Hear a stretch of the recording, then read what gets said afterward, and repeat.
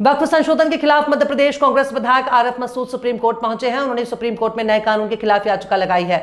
उन्होंने ये याचिका व्यक्तिगत तौर पर दी है। इसमें मांग की गई है कि नए कानून को रद्द किया जाए, अगर जरूरी हो तो वक्फ कानून को नए तरीके से संशोधित किया जाए। आरिफ मसूद मुस्लिम पर्सनल लॉ बोर्ड के कार्यकारी सदस्य भी हैं और भोपाल सेंट्रल से विधायक हैं।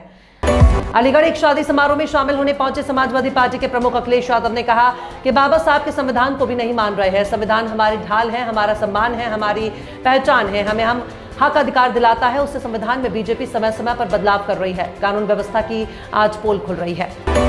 उत्तराखंड में मौसम का मिजाज लगातार बिगड़ता जा रहा है। बीते दिन से प्रदेश के कई हिस्सों में झमाझम बारिश हो रही है और आसमान में काले बादल छाए हुए हैं। इस बीच मौसम विभाग ने शुक्रवार को प्रदेश के सभी जिलों में बारिश की संभावना जताते हुए ऑरेंज अलर्ट जारी किया है। विभाग ने लोगों से सतर्क रहने और अनावश्यक रूप से घरों से बाहर न निकलने की अपील की है। उत्तर प्रदेश में विधानसभा चुनाव साल 2027 में होना है। इससे पहले समाजवादी पार्टी और भारतीय राष्ट्रीय कांग्रेस अपनी रणनीतियों पर काम कर रही है। नेताओं के बयान को दरकिनार कर दे तो अभी तक ये स्पष्ट नहीं है कि दोनों दल एक साथ साल 2027 का चुनाव लड़ेंगे या नहीं।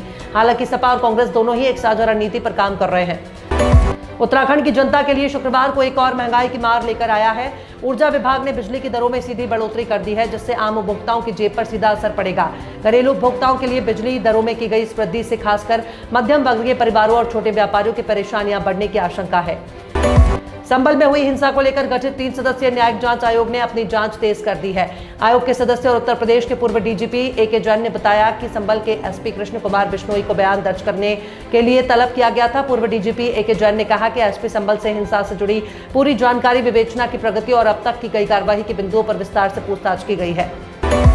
इलेक्ट्रिक कार बनाने वाली कंपनी टेस्ला ने गुरुवार को सऊदी अरब में अपना पहला शोरूम खोला। कंपनी ने रियाद, जेद्दा और दम्माम में शोरूम खोलने का फैसला एक ऐसे वक्त में लिया जब दुनिया भर में इसकी कारों की बिक्री में रुकावट आई है। कंपनी के सीईओ एलन मस्क का अमेरिकी सरकार के साथ काम करना भारी पड़ा। उनकी नीतियों से खफा होकर बीते दिनों यूरोप और अमेरिका में टेस्ला की कई कारें भी जलाई गईं।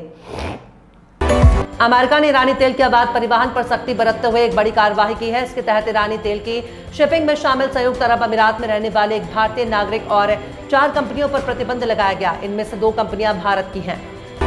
सनी देओल की मास मसाला एंटरटेनर जाट 10 अप्रैल को थिएटर्स में आ चुकी है। फिल्म ने आते ही ओपनिंग डे पर बॉलीवुड की सबसे बड़ी ओपनिंग लेने वाली फिल्मों की लिस्ट में जगह बना ली है। छावा, सिकंदर और स्काई फोर्स के बाद जाट इस लिस्ट में चौथे नंबर पर जा पहुंची है।